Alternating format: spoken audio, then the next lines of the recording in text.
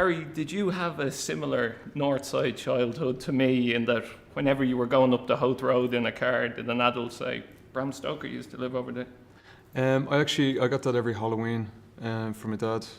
He used to bring us out in the van, and the first thing you do is take in bonfires on the night, and then he'd bring us down to Bram Stoker's. And I didn't know who Bram Stoker was, until this was just gradually, beaten into my head. This guy, Bram Stoker, and then I made the connection when I saw Sesame Street and the Count. When you signed on to do the film, did you think at any stage that the character of Dracula was just too big a character for your first movie? No, not at all. People had a preconceived notion of who they thought Dracula was. There was a cynicism that was going to come along with that. And I had that same cynicism when I first saw the script. I saw the front of the script, but then I read it, I opened and read it, and I got through it very quickly, and it was so left field that I knew it was a great opportunity to hopefully defy those kind of expectations. I didn't feel there was a burden from the Universal monster movies of the 30s, because this is an altogether different story, and you break it down to its fundamentals, and it's a very human story.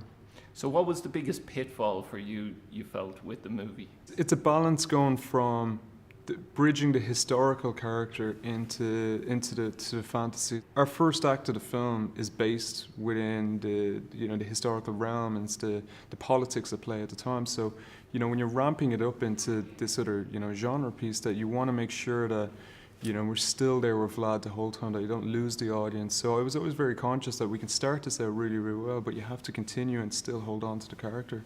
Why spill blood if not for the pleasure of it? Because men do not fear swords. They fear monsters. They run from them.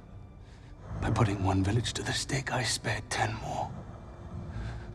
Sometimes the world no longer needs a hero.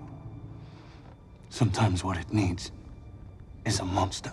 I think anybody who's going to this looking like, this isn't Dracula, this isn't Bram Stoker's Dracula, this happens 450 years earlier. We find ourselves in a historical moment where Vlad Tepes is defending Europe from the Ottoman Empire.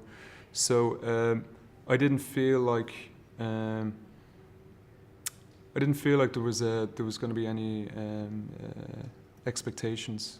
You're going to do the Dublin City Marathon for St. Francis Hospice in Raheny. Which do you think is the most arduous, making this or running it?